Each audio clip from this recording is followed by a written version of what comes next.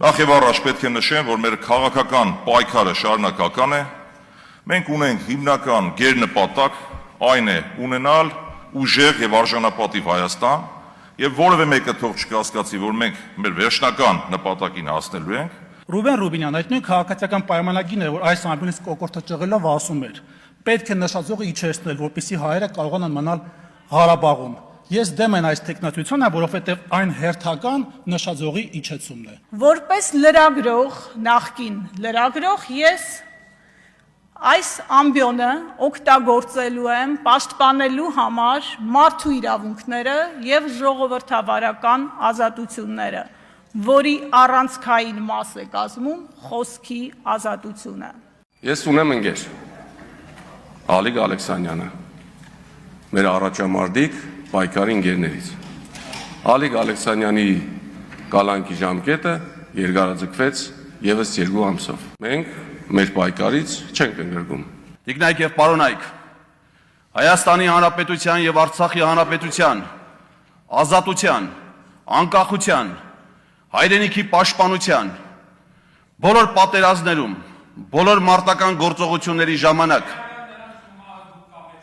բոլոր մարտական գործողությունների ժամանակ, ինչպես նաև հայրենիքի պաշտպանության բոլոր դրվագներում զոհված զինվորների, գեներալների, սպաների, երկրապահ կամավորականների, աշխարհազորայինների հիշատակի համար 9-րդ գումարման Հայաստանի Հանրապետության ազգային ժողովում հայտարարվում է լռության րոպե։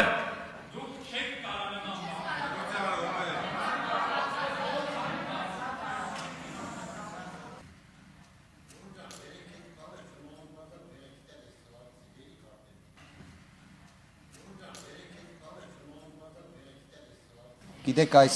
4 տարիների ընթացքում Արցախը հայաթափվել է, Հայաստանի Հանրապետության ինքնիշխան տարածքում կա օկուպացիա, գտնվում ենք աշխարհաքաղաքական չափազանց բարդ իրավիճակում, ունենք սոցիալ-տնտեսական մարտահրավերներ, բայց այս ամենը ինչի համար եմ ասում։ Ասում եմ ոչ թե նրա համար, որ մեզանից յուրաքանչյուրը ողբի տրամադրության մեջ լինի, այլ ճիշտ հակառակը, ունենա համոզմունք, որ այս իրավիճակից մենք դուրս ենք գալու։ Այս իրավիճակից դուրս գալու մեր պատկերացումը, մեր տեսլականը, մեր երազանքը մենք ներկայացրել էինք մեր հայրենակիցներին։ Շատ կարճ, դա ուժեղ Հայաստանն է։ Մռավասարեն նման պնդկացիկ, մունք մեր հայրենիքում նանք, վեշիմպեն մորացվալ չի ու վեշիմպեն ներվալ չի։ Մեր երկիրը վերջի 8 տարվա ընթացքում անցել է բավական բարդ ժամանակաշրջան։ Մենք տեսել ենք մի քանի պատերազմներ, տեսել ենք հասարակական լարվածություն եւ տեսել ենք նաեւ տնտեսական մեծ ստրեսեր։ Եվ այսօր, երբ մենք մեզ հարցնում ենք, ասում ենք ինչն է այն մոտիվացիան, այն դրական կողմը, որ մեզ ստիպում է նայել առաջ դեպի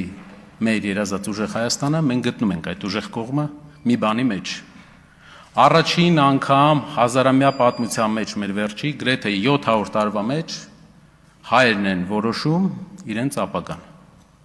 Սա շատ կարևոր բան է, այսինքն այստեղ Հայաստանի քաղաքական միտքն է, հայ ժողովրդի քաղաքական միտքն է։